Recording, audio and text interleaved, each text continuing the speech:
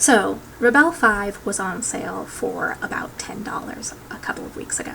I think it might still be on sale for like $20 or something like that, which is still pretty good considering that this program is, I think, normally like $150 or so. But yeah, the second that I saw it was on sale, I kind of snatched it up because it's just $10, and I'm super intrigued by the concept. Rebelle 5 is trying to recreate the experience of using physical mediums in a digital like painting program, which I think is really interesting.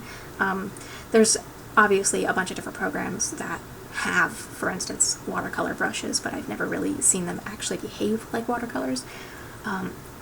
And I decided to test those out in this particular program. I don't know why I'm not particularly good at watercolors, but I thought it would be probably the most difficult thing to recreate is how watercolors behave with, water, which I didn't even really consider the fact that the program would have to have like a water function, which this does, which is kind of cool. You can just like plop down water on the layer wherever you'd like. If you want to start with like a wet surface, you can wet the entire layer at once. You can put really specific spots down. I think it's really cool. And you can kind of see sped up how the paints behave in this program.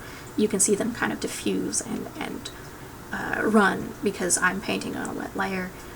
So I think it really does kind of create that watercolor sort of experience. There's even a setting, which I thought was really cool, for granulation. You can turn it off and on, and I did use it a little bit in the background. You can kind of see.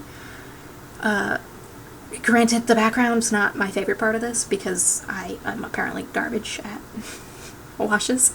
But yeah, I thought that was a really neat feature. Not something that I thought that it would really do.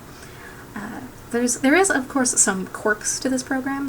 The layer you just saw, that green nastiness, was a masking layer, which the masking layers in this program aren't like masking layers in other programs. Instead, it's more like actual masking fluid. You kind of just paint on it, and then you create a masking layer from what you've painted. It's kind of neat. I kind of like it, honestly. I don't know, maybe I'm weird, but I thought that was kind of interesting. But yeah, I think that it does a really good job. I'm really intrigued also by the fact that, this isn't just watercolors. There's acrylic and oil and some dry mediums as well, which I do use, like the pastel at the very end to outline my pumpkins to finish it off, and I think it looks really cool.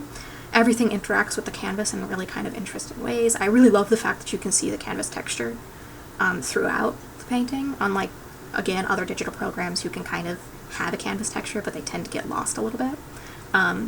Not so in this, which I think is really cool. But yeah, I really enjoyed creating this, and I really want to play around some more, especially with maybe like the acrylics, because I'm a little bit more familiar with them. However, I'm happy with how this came out, and I think it's a really neat program, and I'm really looking forward to using it some more. Anyway, that's all I've got. Thank you so much for watching. I'll see you next time, I guess.